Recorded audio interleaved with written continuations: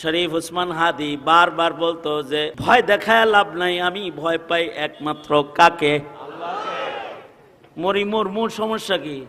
মানুষেরই মৃত্যু হয়, কিন্তু শ্রীগালের মতো নয়, সিংহের মতোই মরব। এই পৃথিবী বাঁচার জন্য না, এই পৃথিবী মরার জন্য, এটা মনে রাখেন খালি।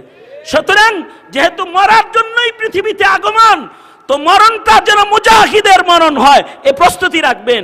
যদি এই মাটিতে আহ্বান করা হয় স্বাধীনতাকে রক্ষা করতে হবে, দ্বীনকে রক্ষা করতে হবে, উলামায়ে দ্বীন যদি ডাক দেয় কাদিয়ানীদেরকে কাফের ঘোষণা করতে হবে, জীবন দিয়ে হলো ময়দানে বেরিয়ে আসার জন্য প্রস্তুতি রাখতে হবে। ওয়াজাহিদু ফি সাবিলি। যদি এই মুজাহাদার জন্য তৈয়ারি কারোর থাকে, তো হঠাৎ করে দেখবো হাদির মতো এরকম জান্নাতে গেছে গা। আল্লাহু আকবার, আরো আস্তে করে কোন আল্লাহু আকবার। রাজি আছেন তো? ইনশাআল্লাহ রাজি আছেন তো? কারণ তন্ত্র মন্ত্রের দিন শেষ, সামনে কোরআন সুন্নাহর বাংলাদেশ কায়েম করতে হবে। কারণ এই দেশে যারা ইসলামকে যারা মিটা দেওয়ার চক্রান্ত করবে, তাদেরকে এই দেশের রাজনীতিতে দেখা যাবে না, দেখতে দেওয়া যাবে না। কারণ তারা যদি আসে তো আপনার সন্তানরা খ্রিস্টান বানায় লাগবে, হিন্দু বানায় লাগবে। সুতরাং ইসলামী মূল্যবোধকে প্রতিষ্ঠার জন্য জীবন বিতরণ ছাড়া কোনো পথ নাই। তৈয়ার তো ইনশাআল্লাহ? ভয় পায়া লাভ নাই, ভয় একজনকেই পেতে হবে, তিনি কে?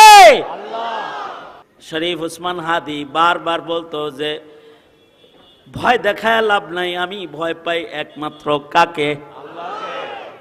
মরি মূল সমস্যা কি? মানুষেরই মৃত্যু হয়, কিন্তু শ্রীগালের মতো নয়, সিংহের মতোই মরব। শিয়ালের মতো তুমি 1000 বছর বেঁচে না থেকে সিংহের মতো বেঁচে থাকো একদিন।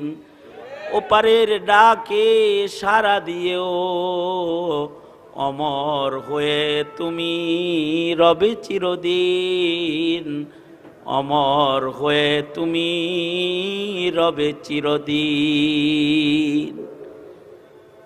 ভয় পায়া লাভ নাই, ভয় একজনকেই পেতে হবে, তিনি কে? 30 জায়গায় বলেছেন ভয় করো কাকে? জোরে বলেন আল্লাহকে।